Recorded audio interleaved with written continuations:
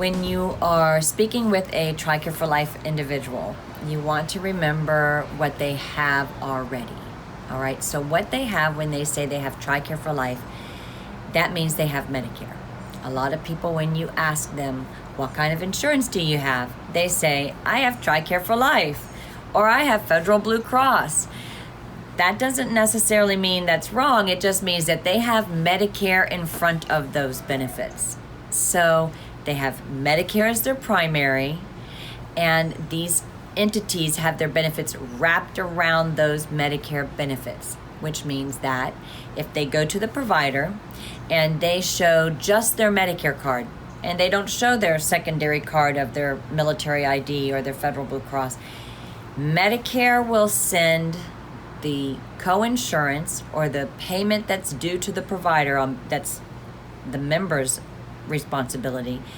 Medicare will send that portion to Tricare for Life or to the Federal Blue Cross Blue Shield. Just like it would with a med sub.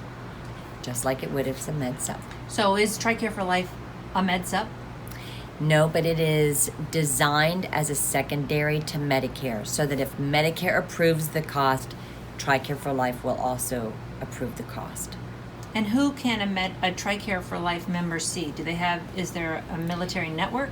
They can see anybody at the federal hospitals, but they can also see any provider that's accepting Medicare patients. How is if they want the Medicare Advantage supplemental benefits, what happens to primary? Who becomes secondary? Okay, so if a member enrolls into a Medicare Advantage plan, then a member with Tricare for Life enrolled into a Medicare Advantage plan will need to make sure that when they go to seek care at a provider's office, they use their member ID card and their military ID card, so that their Medicare Advantage plan becomes primary, and then that provider needs to know that they have a secondary, which is through the Tricare for Life benefit. So that's who's first. Their primary is Medicare Advantage, secondary is is your Tricare for Life benefits. Keeping in mind that the reason why it's important for a Tricare for Life beneficiary to understand who pays first and who pays second is because they are changing their traditional Medicare A and B for a Medicare Part C. Medicare Part C does not coordinate those benefits on behalf of their member. They don't send the portion of the bill that's due to a provider. Medicare Advantage plans do not send that to Tricare for Life on behalf of the member. But the provider might.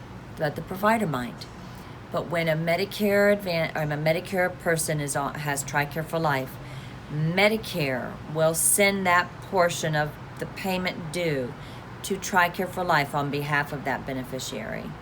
Yes, so Medicare coordinates with Tricare for Life. Medicare Advantage does not. If a provider asks for the co-payment and that provider is not willing to accept the assignment and do that billing for the patient or the member, then that member will experience out-of-pocket costs. So let's say that the member is in the hospital for 3 overnights and has to pay $1,200 out of pocket. Right. He has to pay it, and then he has to seek reimbursement from Wisconsin. That would be one way. That's not necessarily all the times. A lot of times the provider will accept that assignment where they will do the first billing to the Medicare Advantage plan, wait for that explanation of benefits, and then do the secondary billing to the Tricare for Life administrator, which is Wisconsin Physician Services. They do that.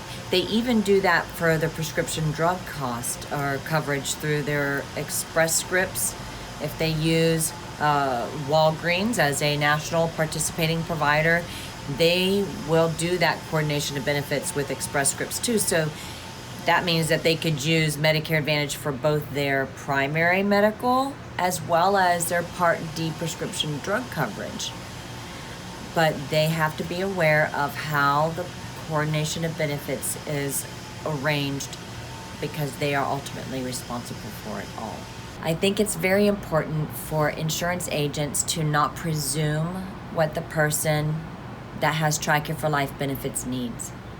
I think that if they first that they have the right to understand and know what the difference between Medicare and Medicare Advantage is.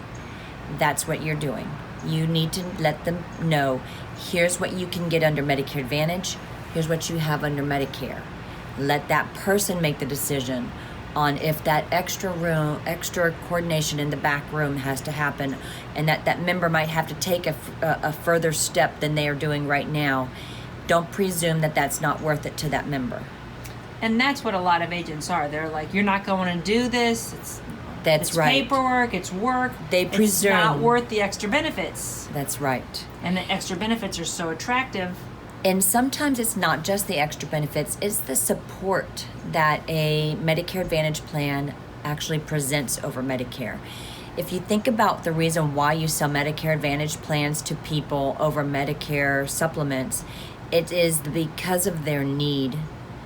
They might need that extra support that a Medicare Advantage plan does, whether it's preventive, whatever it's care coordination because you went to the hospital and now you need skilled nursing and then you need home health, physical therapy, and you want to make sure that all those dots are connected.